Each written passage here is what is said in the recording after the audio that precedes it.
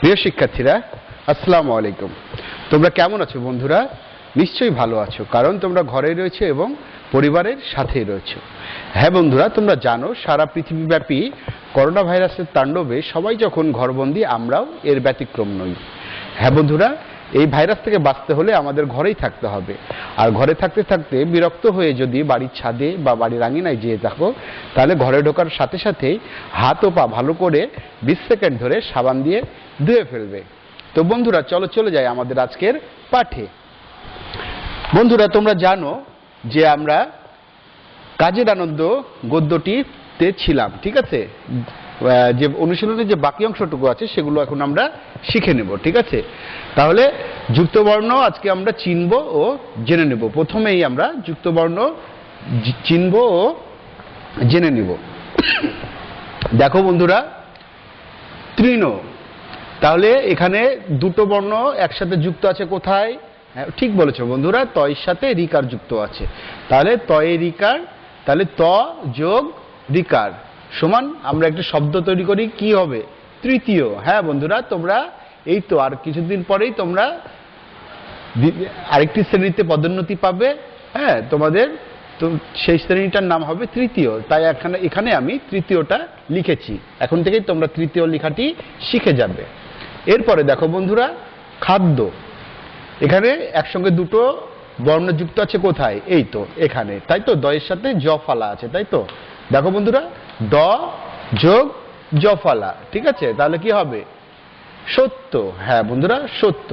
এরপরে দেখো বন্ধুরা, সঞ্চয়, সঞ্চয়ে এখানে এই যে ইয় আর চ এখানে যুক্ত হয়েছে। তাহলে দেখো, ইয় যোগ চ সমান কি? একটি শব্দ আমি লিখেছি, কি এটা বলতে পারো? ভেরি গুড বন্ধুরা, ঠিক বলেছে, এটি হলো পঞ্চম। তাহলে বন্ধুরা আমরা কি শিখলাম? তৃণ, ত যোগ রিকার সমান তৃতীয়, একটি শব্দ গঠন করলাম। এরপর খাদ্য, খাদ্যকে ভেঙে দেখাবো আমরা কিভাবে। দ যোগ জফালা সমান সত্য। এরপর আমরা শিখেছি সঞ্চয়। হ্যাঁ বন্ধুরা, ইয় যোগ চ সমান পঞ্চম। বন্ধুরা, নেক্সট আমাদের ধাপে আমরা চলে যাচ্ছি। দেখো এখানে আমি লিখেছি মুখে মুখে উত্তর বলি ও লিখি। মুখে মুখে উত্তর বলি ও লিখি। ক, মৌমাছি কোথা যায়? প্রশ্ন। হ্যাঁ বন্ধুরা, তোমরা সবসময় মনে রাখবে আমাদের প্রশ্নটি আগে মুখস্থ করে ফেলতে হবে, ঠিক আছে? প্রশ্নটি যদি আমরা মুখস্থ করে ফেলতে পারি, তাহলে উত্তর দেওয়া বা লেখা আমাদের জন্য অনেক সহজ হয়ে যাবে। এবং এই অভ্যাসটা আমরা এখন থেকেই করব, যাতে বড় হয়েও আমাদের বড় ক্লাসে গিয়েও তোমাদের এই অভ্যাসটা থেকে যায়, ঠিক আছে? তো আগে প্রশ্ন মুখস্থ রাখতে হবে, তাহলে তোমরা উত্তরটা সহজে লিখতে পারবো। যেমন দেখো বন্ধুরা, কয়ে আমি প্রশ্ন লিখেছি মৌমাছি কোথা যায়। তাহলে দেখো এখান থেকে আমরা মৌমাছি শব্দটা পেয়ে যাচ্ছি। উত্তরে মৌমাছি বনে যায়। হ্যাঁ বন্ধুরা, আমরা ছড়াতে পড়েছিলাম মৌমাছি বনে যায়। হ্যাঁ, ছড়াগুলো থেকেই আমরা এই উত্তরগুলো আমরা লিখতে পারবো ও বলতে পারবো। এরপর দেখো খ, মৌমাছি কি কাজ করে? হ্যাঁ বন্ধুরা, উত্তর মৌমাছি ফুল থেকে মধু আহরণ করে।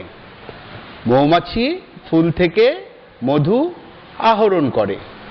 এরপরে দেখো গ, পাখি তৃণলতা আনে কেন? পাখি তৃণলতা আনে কেন? উত্তর, পাখি নিজের বাসা বোনার জন্য তৃণলতা আনে। পাখি নিজের বাসা বোনার জন্য তৃণলতা আনে। ঘ, পিপিলিকা কি করে? হ্যাঁ বন্ধুরা, পিপিলিকা কি করে? উত্তর, পিপিলিকা শীতের জন্য খাদ্য সঞ্চয় করে। পিপিলিকা শীতের জন্য খাদ্য সঞ্চয় করে। হ্যাঁ, তো বন্ধুরা এই ছিল আমাদের আজকের পাঠ।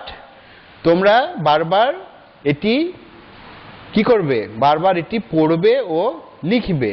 তাতে করে কি হবে জানো বন্ধুরা? তাতে করে তোমরা সহজেই এই পড়াটি আত্মস্থ করে ফেলতে পারবে। আর খুব শিগগিরই তোমরা যখন স্কুলে ফিরে আসবে, তখন তোমাদের সেই হোমওয়ার্কের খাতাগুলো আমি দেখব এবং সেটার উপরে তোমাদের মার্কিং করব। তাহলে আজকে এই পর্যন্তই বন্ধুরা, আবার দেখা হবে আগামী ক্লাসে। সবাইকে ধন্যবাদ।